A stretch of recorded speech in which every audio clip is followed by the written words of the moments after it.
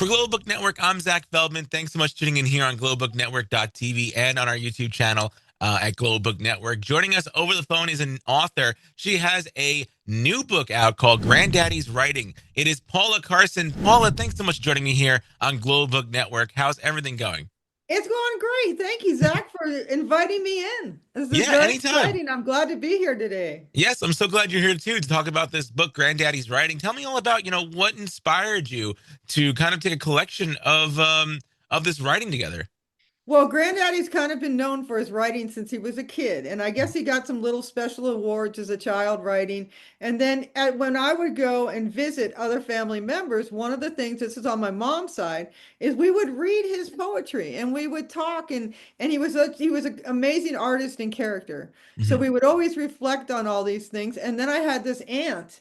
And my aunt would my both all of our family loves to write. Even my kids are writers, or my daughter is, but it was a collaboration of all of this together. And when he passed away, we had this giant stack of poetry. And I said to somebody, I go, well, who's going to put all this together? And they said, well, we will do it someday. And they didn't take it too seriously. And I said, I've got to do this.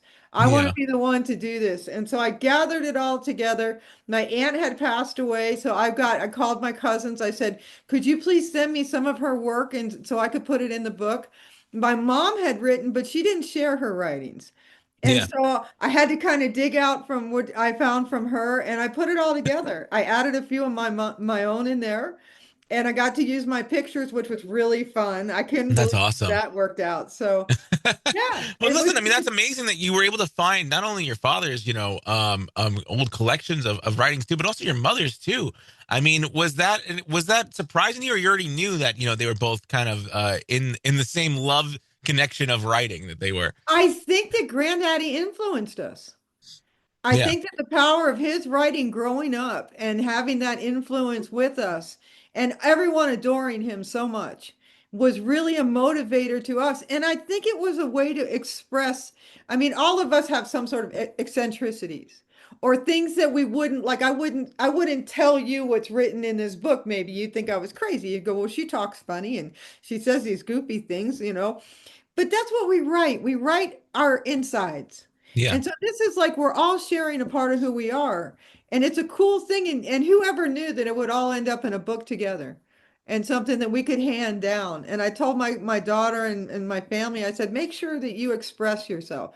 These are expressions of what we went through in our time, Yeah. and how we saw things. I mean, how often are you going to sit down with one of your family members and tell them your philosophical views on anything? I mean, that's a little eccentric, right? Well, But you not can entirely. I write, mean, if you're a close family enough, it will kind of work out that way, right? well, we hope so. We But hope so. what? It really is inspiring that you were able to find his writings and take up the challenge to put it into a book. Do you think he would have been happy to know that his writings were now published? I know he's happy. I Yeah. absolutely know that he's happy today. And I know that I want to say I'm a person that believes your ancestors are always with you. I'm like one of these wacky people that believes wacky stuff like that. And so I just believe that they're sitting here with us right now going, yay. you know, I think they're really happy. And I think that it's like if we collect these things and we hang on to them, even if one generation doesn't do anything at all with it, what does that bring up? What does that Mhm. inspire within us? Yeah. And I love that. And I felt really special and really grateful to the other family members to allow me to be the one to put it together. Yeah. 100%. I mean, and it's an inspiring story too, because it has so many different poetry writings in it, inspiring but also It funny. does. It's a big mix of the two. Is there a poem that you're really like, where like this has to be in it immediately? Well, no, it really wasn't. For him, it was like, which one do I use next? It's like, where Mhm. do I go from here? Yeah. What do you want me to do? I mean, this is it. The hard one was my aunt and my mom, because my mom, she hid all of her writings. Yeah. And of course, my aunt, you would take her out to dinner somewheres and she'd be reciting poetry within an instant in some restaurant. She was much more eccentric and out and Well, why do you extrovert. think why do you think she hit her poetry? Why do you think she hit her writings? Well, they were so different. My aunt was just full of love and light and this and that, and she would preach on and do whatever she did. And my mom was much more introverted. She had much more heavy feelings. She reflected the heavier side of Hmm. life. And I Yeah, don't think she wanted people to see that in her. She always came across as a very strong person. So when you read her poetry, you realize that there was a whole side of her that we did experience growing up, but not very often, yeah, and so it was kind of neat to have this collection that showed you the insides of who people were, how they really felt inside and how they saw the world. I mean, Granddaddy was so funny when he had a story about a crow and the little crow wanted to, they were all croaking on a branch one day and he said, "Why don't we sound like these other birds? And they sound so beautiful." And all the crows were like, "Oh no, we don't want to be like that. We're crows. What are you doing?" Maybe it was a raven. And anyways, he went off, and flew into all the other birdies, and he decided to hang out with them because he didn't like what everybody was sounding over there. And they ended up making some cool, music together, and so it all had to do with them all being together. And the yeah. story was so cool. And he wrote that story as a kid. Wow, Yeah. it's And I was incredible. like, wow, this is perspective. This is how he was sitting in his own group of people, you What know? do you think stopped him from publishing these himself, though? Oh, I think times, signs of the times. He died in the 70s. And Yeah, so in his life as a child, he grew up in Philadelphia and then he became a landscape architect and he was very good. He's designed all these sundials and this amazing artwork that he did. He was a complete artist. And yeah, then and when the Depression hit, which was when my mom and my aunt were born, that's when they all lost all their money. A lot of people didn't survive the Depression as well. Doctors did okay, but in their era, that was kind of the end of his whole thing. And so after that, life becomes a struggle, and we're living a regular life like everyone does. And he moved into some little apartment in Philadelphia. I remember visiting him. He had a big World War One poster up that was very yeah, old. It was kind of cool, but yeah. it was a very different life than I think he had when he was producing, when he was Mhm. making, yeah, business. Yeah, makes sense. I mean, but I was actually going to mention to you too. You were born in Philadelphia. You moved to Arizona at a young age. Did that influence any of the writings that you found? Influenced everything. Yeah, My life in Philadelphia. We all were born from Philadelphia. My mom's there, everyone's there. Different circumstances have brought us all the way out to Arizona, but my dad remained.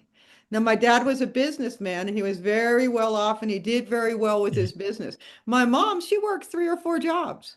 So I saw a diversity of life. I started flying back and forth for like visitation type things when I was 7. I remember Mhm. TWA, and the little stewardess would come and hold your hand and put you on the plane and buckle Yeah. you in. And I used to be able to fall asleep right away in the little seat. It was so funny how I dealt with that. Well, did you ever But go to I the would go TWA visit. hotel in New York? You should definitely visit that one day. Oh, I've gone to so many places in New York because when I would visit Dad, Yeah, Dad felt that I must be exposed to as much as I could possibly be exposed to. All the historical things, anything that would educate me was yeah, what we did. And he was in a hurry because we didn't have a lot of time because I would fly back out to Arizona, where I would go to the barn and stay with my ponies and play with my Barbies or whatever we did back then when we were little kids, just growing up. It was my Arizona life was very much a regular life. My Philadelphia life had a different expectation. I'm the daughter of Mr. Carson. I have to be this and be that way. And we had a lot of really fine historic things. Like I have my great great great grandfather's desk. yeah. Now somebody comes into the house and they come in and they go, "You live in a museum."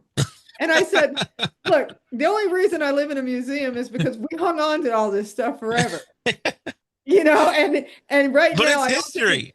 And it's it worked history. out for you too. I mean, speaking of the writings itself, I mean, it worked out for you because now this book's published, people are being able to read his writings from all around the world, and that's a I think huge, it's incredible. huge, incredible achievement. Especially for what he's done in his career too. And it must feel amazing. We have to really give another thanks to Glory Bound Books and Sherry Hauser for helping me put this together. I remember when I went to her with the first book, which was kind of a crazy book. I'm like, "Hi, Sherry, I'm Paula. Can you help me out here for just a minute and help me put this together?"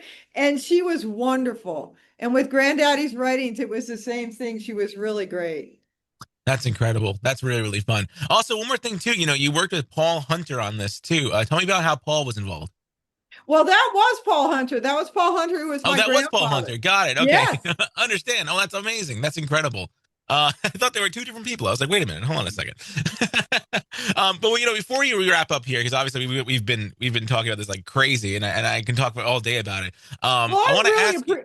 I Oh, really appreciate you guys doing this, and I think we really need to bring family back in. You don't have to, family's been so strewn apart from the world, from all the media and the electronics, and sometimes yeah, it brings us closer, but sometimes the world goes faster and we don't get closer, and we got to remember to check in. 100%. And I'd say that's why I'm asking. That's why I'm actually going to ask this next question too, because you're also the creator of a thing called Help Nick. If I'm saying it right, Nick Help Nick Travelers. Is that how you say it? Helpnetic Travelers. Helpnetic Travelers LLC. Sorry, excuse me. It's the Yes, Helpnetic House. It's called, and the it's like a Helpnetic collaboration of House. authors and creators of many kind. Who do these like local gifts, and it's really like a collection of authors who help each other. Tell us a little about that. We're trying to do the author's corner. We have a bunch of different authors that bring books in. We have authors parties where we all sit around and we talk about the book and we do things like that. The house has a lot of creators, so it's a really neat gift shop. We have people who are making these, we're going into more holistic medicine these days. So we have a lot of people who are making teas and remedies and things like that are out of the shop. And the best part that we got is Talk Shop. And Talk Shop is where, how you doing today? Oh, you're having a bad day? Well, come on over and let's talk about it. Let's just talk about it. It's okay. We're here to listen. We're here to share our experiences. And if we can make you smile and we can send you out the door feeling better, or we can find an answer to your problem, that's what we need to do for one another. And this is Yeah. a time in my life where it's crazy. I got this opportunity to do this.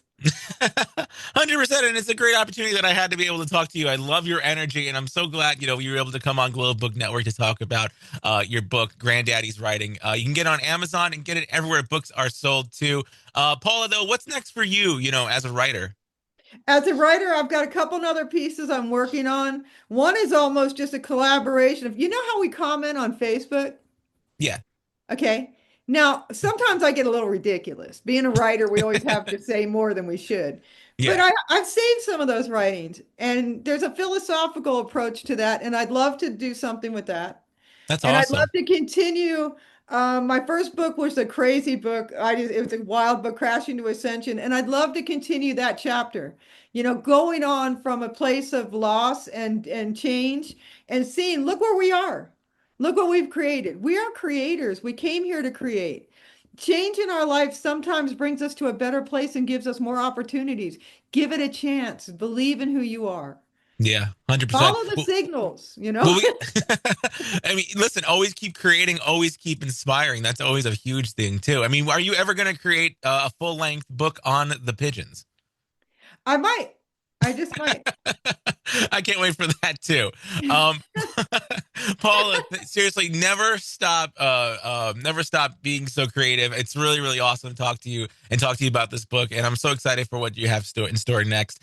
Granddaddy's Writing, again, it's on Amazon and everywhere books are sold. Paula Carson, thank you so much for coming on Global Book Network, and best of luck with Thank you everything. so much, Zach. This has been great. And I hope to see you again soon. If you come to Arizona, look us up. Helpnetic Travelers. We'll be waiting Yes, for you. 100%. I'll definitely stop by and get some good remedy. Get some good teas. Actually, I love tea. So Oh, that'll the be good. teas. I'm telling you, my significant other over here, he brings me a little cup of tea every evening. It's Yeah, just wonderful. Isn't that love cool? that.